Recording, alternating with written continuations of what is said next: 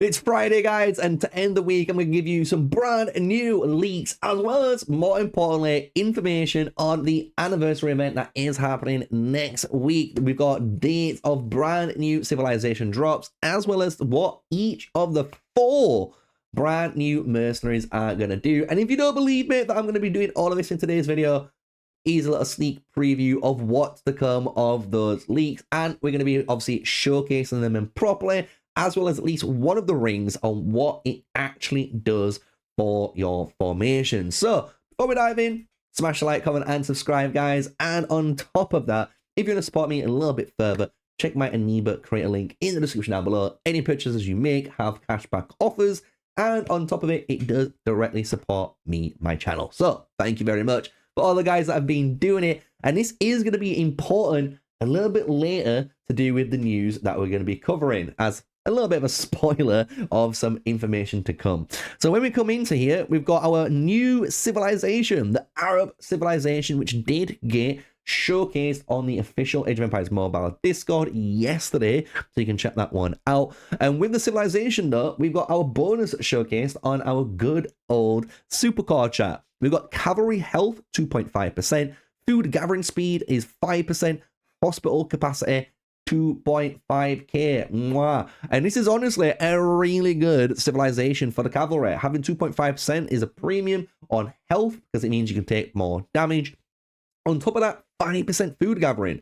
Food's needed everywhere. Let's be honest. You need food for training, for healing, for your research, buildings, renovations. It just keeps going on and on. Food is the most consumed resource, and everyone's kind of come to terms with that, right? So getting food is good, and then having an extra 2.5k cap is nothing. I'm going to be honest, you're not going to really feel this, but hey, everyone will be happy that we've got 2.5k extra troops saved instead of dead. Let's be real.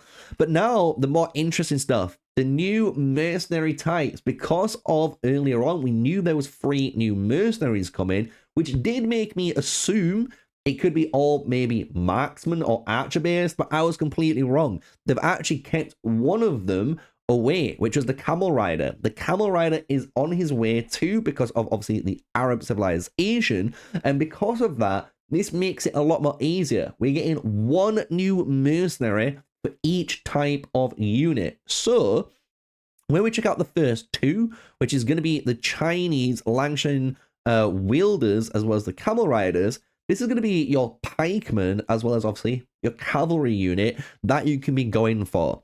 The Chinese one says, after your troops use a turn-based skill, boost all your heroes' might and strategy by 1.5 for 6. This stacks up to 4.5, as well as during the first 18 seconds of battle, your troops take 4% less damage from active skills. I do think it's going to be pretty okay for the martial pikemen, I'll be honest, but I don't know if it's going to be actually better than the defense penetration that you get through the Swiss pikemen, but maybe I'll be wrong with that, because the actual 4% less damage from active skills does mean that your pikemen are technically tankier going against those swordsmen, you know, the Miyamotos, the Ramses. You're technically reducing that damage by 4%, which doesn't seem like much, but it will add up with all the other reductions that you're going to be running in your match. So hopefully it does make you a little bit better. I'll be honest, I'm not too impressed with them, but I would love to hear your thoughts in the description down below. Going into camel riders though, this is when things get a little bit more interesting, because the camel riders increase your trigger chance of all your troops, heroes, secondary strike skills, and active skills by 1%. But the Iron Wing protection, during the first 18 seconds, your troops take 5% less damage from passive skills. Again, I think war elephants are going to be better. However, I do think some cavalry players are going to try it out, because taking 5% less damage right now, especially against all of the Cyruses that's on the field, let's be real, there's a ton of passive skill damage right now on the field, right? It's going to make you just obviously take less. I don't think, though, it's a good trade-off. And that's just me, personally. People will test this out, and if you're a cavalry main, I'd love to hear your thoughts when you get to test this out. But taking 5% less damage from passive skills, I don't think is actually going to out-triumph the war elephants, giving you those double attack states, which you really want, because taking an extra turn and attacking twice is just infinitely better than one turn attacking once and only having an extra 1%. You get what I'm saying? Like, you'd rather roll the dice twice at 25% than rolling it once at 26%. You get what I'm saying? So, Camel Riders is interesting. It'd be nice to see them, though, on the battlefield who do unlock them. British Longbowman. Now, this is the first one which did catch my eye, and this is because the way it works. After your troop deals skill damage, you boost all of your troops in Hero's Might and Strategy, and during the first 18 seconds of battle, your troop takes 4% less damage from secondary strike skills. So if this is correct, this is actually infinitely better than the other two. Why? Secondary strike skills is used everywhere. So any of those pikemen, Belisariuses, guess what? You're taking less damage from them. Obviously, for the Lubus, for the Hannibals out there that are using secondary strike skills, 4% less from them. But even other Mulan players, Bellevue players, you're making them deal 4% less damage to you because of their secondary strike skills. Which again, I think is really good because the fact that we are going to be dealing damage pretty quick. It says after your troop deals skill damage, you boost all. And this is up to 4.5. So you only need to do this 3 times and it stacks maximum. So your, in theory, Mulan could go bang, bang, bang, bang, and it's done instantly, right? Otherwise, she could go bang. She could use maybe weak spot attack, which will go 2, bang. Bellevue could be in the lineup. She could hit once. You're done. You're done again. So normally within one rotation, I would say for archers, we should have this maxed out. And because of the fact that you're hitting a broader amount of skills, which is definitely more aggressive and more meta at the moment, people will say this is, I would say, better than the Korean salvos. I don't know if it's going to be any better than the Egyptian chariots, but I am going to try them out anyway, right? So British Longbowman, really, really good. Now, the one that actually takes the cake, and again, I don't think people are going to agree with me on this one, but I actually think the French Throwing Axeman, which is going to be the swordsman unit, is the best one. And it's kind of disgusting when you look at it. Because your hero, after a hero uses a signature skill, you increase that hero's might and strategy for 6 seconds for 4.5. Yes, it's a little bit harder because it's on an individual level compared to the archers, that's on a group level.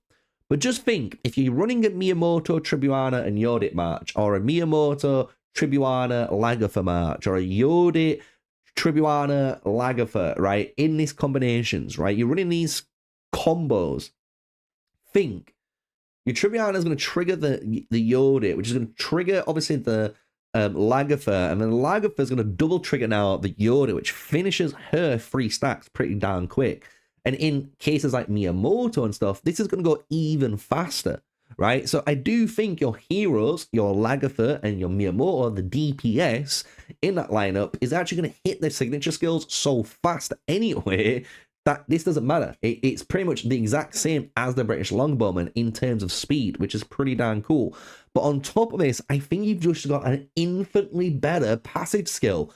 The fact that your troop takes 4% less might skill damage is crazy. Because yes, you are still going to take more damage from the normal attacks per turn, but that's not where damage is. Damage is when Lubu crits you with his damage.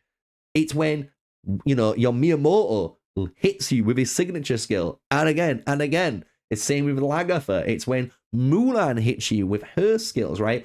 Might skill damage is any warrior lineup in the game, as well as a lot of martial lineups like El Cid and even Otto and so on.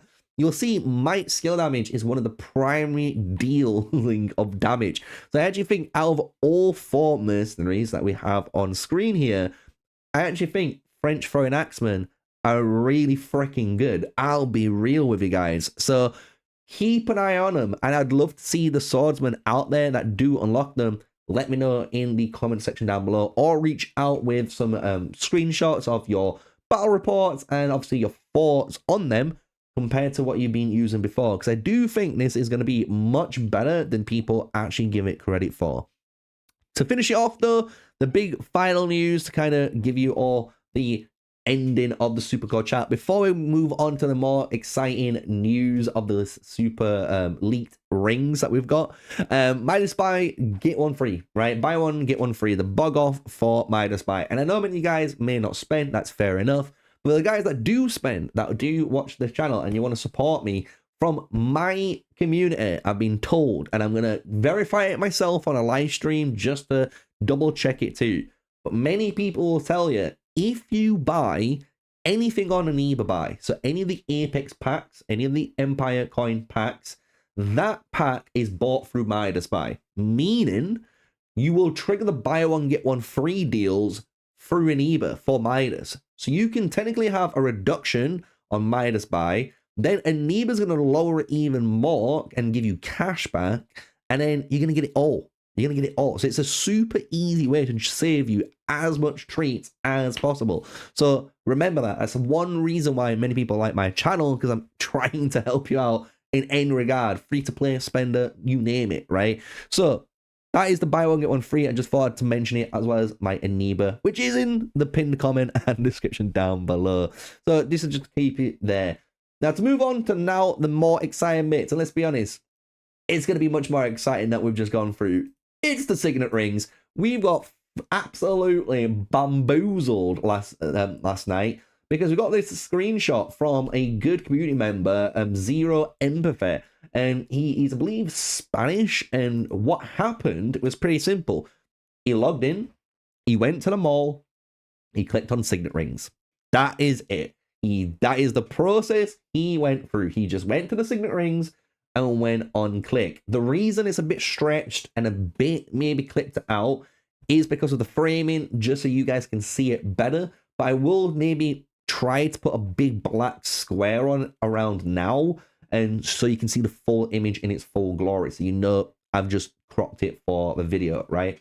So when it comes to the image though, we got to pay attention, because there's 7 brand new Signet rings. And I know we were talking about, and he says he sees more, but there isn't. There's literally 7, because we've got the Everflame wings at the very top, which we know on the top row, top left. On the very far side, we've got Celestial Spark and Divine Warrior. So those are 2 rings we already know, because they're in game for us right now.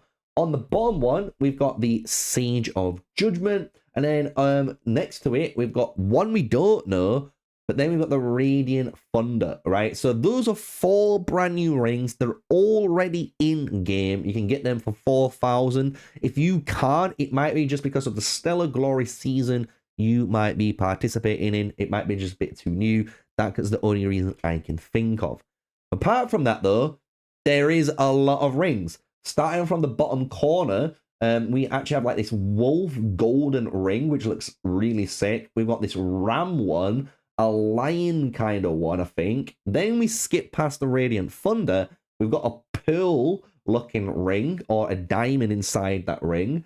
And you come up to the top row after the Divine Warrior. We've got this crazy looking like Hydra snake looking head thing, which looks crazy. And then you got another one with like a purple kind of crest, which does kind of make me think it might be more of a strategy-based ring. I don't know. But then we get to this final ring, which is the one we get a second image on, because our friend Zero Empathy was able to click on it just before his internet, whatever it was, fixed itself and removed all of the rings from the screen. So this is going to be really good, because I will say this screenshot adds quite a lot of validity to this, and this is why I think a lot of these Signet rings you're seeing on screen will be coming to Age of Empires Mobile. The reason is, if we want to do this together, you can get your phone out, guys. I'm using a Google Pixel 9. I've got the Google Lens on. You guys can use whatever translator app, or if you've got just a good AI translator like I have, you can just obviously take a picture of it. What we're going to do is just take a picture of that whole thing, right? And what you'll see is afterwards, it translates everything into English, obviously, but it translates it all correctly. So it's not like anything is misspelled or miswritten. Do you get what I'm saying? So the first thing is, this is called the Disastrous Tyrant. And we can check that out from, hopefully, if it wants to be nice, up there, it says Disastrous Tyrant, right? And you can see how it's already saying commander damage, rage regeneration speed, troop health, right? So you can see those are the 3 primary stats, and then the actual numbers you got up there are all correct. I'm pretty certain those are the maximum values you're allowed to have on each of those stats in game, which is pretty fantastic. And then on top of that, you've got the great risks, which is a trigger chance of 100%, which means I would assume it's to be a passive base skill that you have applied on. And the skill reads simply, increases the damage taken by your troops by 10% at max level, right? You cannot purify this. And your commander skill damage by 25%. Each time your commander, and this is the bottom side, so now you can see, you know, this bottom bit here, it will make sense. Anytime you see commandant, that is commander in, I believe, Spanish, which is the language, it says, each time your commander uses a signature skill, increase the damage of the next commander skill by 5%, and this stacks up to 3 times. And that makes a lot more sense, and the fact that we've got Napoleon there in the corner, that is honestly a lot of evidence that a lot of things are kind of aligning together, and it's not just a random bit of shit put together. Let's be honest, right? You've got to be a really good fucking AI cheater or Photoshopper to try and create all of these rings from scratch and put them in game. You might as well be hired by the team. I'm going to be honest with you, right? So this skill seems really good because I know on paper it doesn't sound good that you're taking 10% extra damage in your troop. It doesn't sound good at all. But think about it. If you've got a Peaceful Haven on, you cut that by 10%. That's, you know what I mean? You've got a 20% and you're increasing by 10%.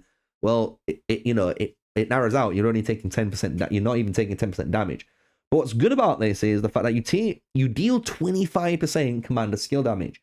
Then it stacks up, right? So you got the 5%, 10, 15%, which will mean what? You've got a 40% increased command skill damage, which is pretty good, especially with the main passives of commander damage and rage regeneration speed.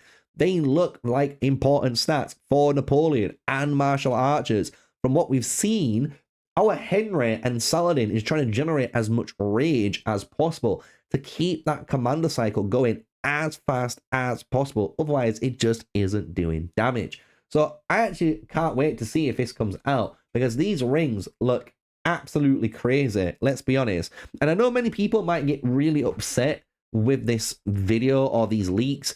I'll be honest with you guys, chill out. Just chill the fuck out because some of these rings might not come out anytime soon, right? This could come out 4 months down the line like a lot of the leaks I provided. If you don't know what I'm talking about, check out 4 months ago, 5 months ago, my Season 3 leaks that I did of QSH, Robin Hood, and the other heroes, and all of the city skins, and more coming to Age of Empires Mobile, including naval combat, which we've already got confirmed now, since it looks like a lot of the leaks I have done is coming true. And maybe if you guys want me to do another video on that, recapping it all, we can kind of do that, right? It'll be kind of a little fun one. But yeah, that is all the signet rings that we've got. Hopefully we see more come to the game. And what I want is more epic rings and more blue rings. Just because, yes, it's nice to have all these 4,000 rings, which are going to be absolutely crazy. But hear me out. People like epic and blue rings. And some epic and blue rings are crazy good. So why not let everyone have a little bit of piece of the pie? So yeah, that's going to be the end of today's video, guys. Let me know what you thought of it. Obviously, all of the news of the Supercard chat, as well as the brand new signet rings. What do you think about them? Smash like, comment, and subscribe. And until the next one, stay safe, stay sneaky. Peace out.